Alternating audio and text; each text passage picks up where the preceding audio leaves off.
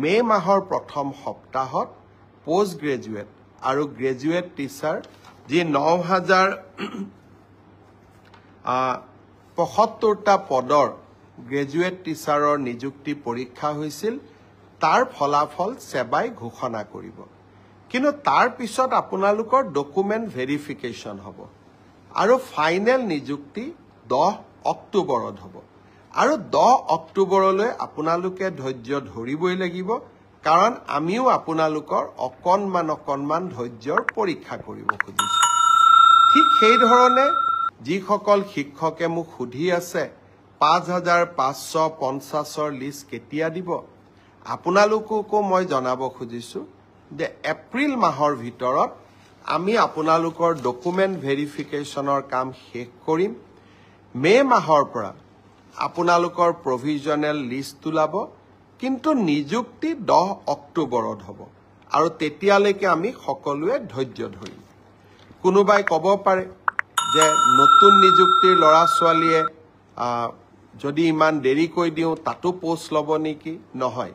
নতুন নিযুক্তিৰ তালিকা 10 অক্টোবৰৰ পিছত ওলাব গতিকে 10 অক্টোবৰত যিসকলে নিযুক্তি পাব তেওঁলোকে স্বাভাৱিকভাৱে নতুন নিযুক্তিত এলপিৰ শিক্ষক এলপিত অৱতীৰ্ণ হ'ব নোৱাৰিব কিন্তু তেখেতসকলে ইউপিৰ পৰীক্ষাত বা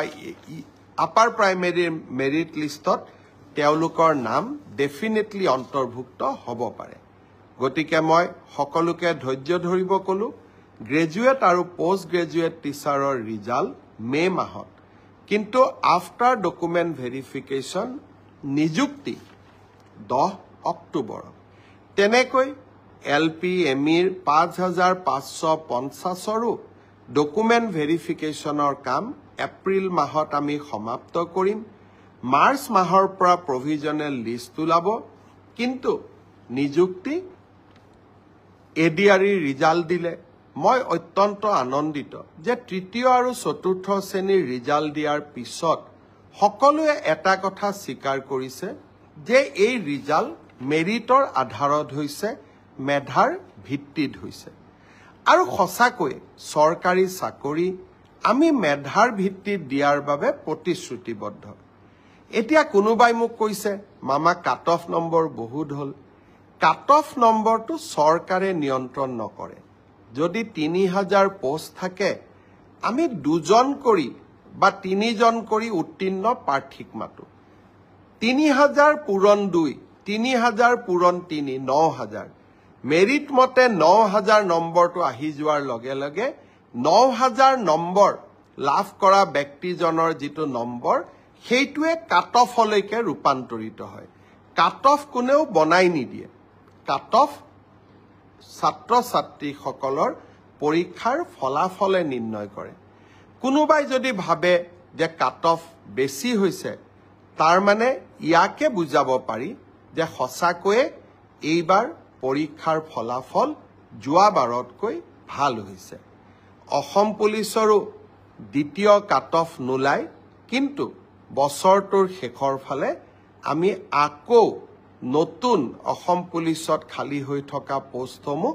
আমি এডভাৰটাইজ কৰিম কোনোবাই যদি পোৱা নাই হতাশ হ'ব নালাগে